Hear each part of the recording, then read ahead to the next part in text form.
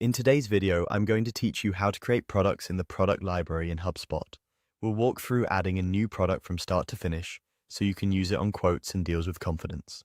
First, make sure you're signed in and looking at your HubSpot home dashboard. If you don't see the options I mentioned, you may need the right permissions for commerce or product management, so check with your admin if anything looks different.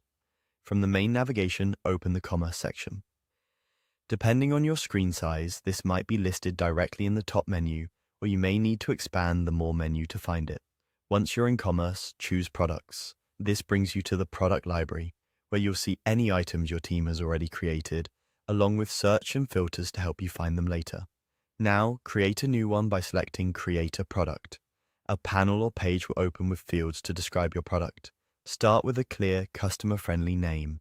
If your organization uses SQs, add one to help with internal tracking. It's a small step that pays off when you're reporting or syncing with other systems. Next, set the unit price and choose the correct currency. If your team sells in multiple currencies, double-check this before you save because currency drives how prices appear on quotes. If the product is a subscription or service billed on a schedule, select a billing frequency such as monthly or annually and include a term if your setup calls for it. If it's a one-time item, leave it as a one-time charge. You'll also see a description field. Use it to capture the essentials your sales team needs, like what's included or any limits. If you track costs for margin reporting, enter the unit cost. It doesn't display to customers, but it helps with profitability insights later. Take a moment to review everything. Make sure the name is unambiguous, the price and currency are correct, and the billing settings match how you intend to sell the product. Small details here prevent revisions on quotes and delays during approvals. When you're happy with the details, click Create.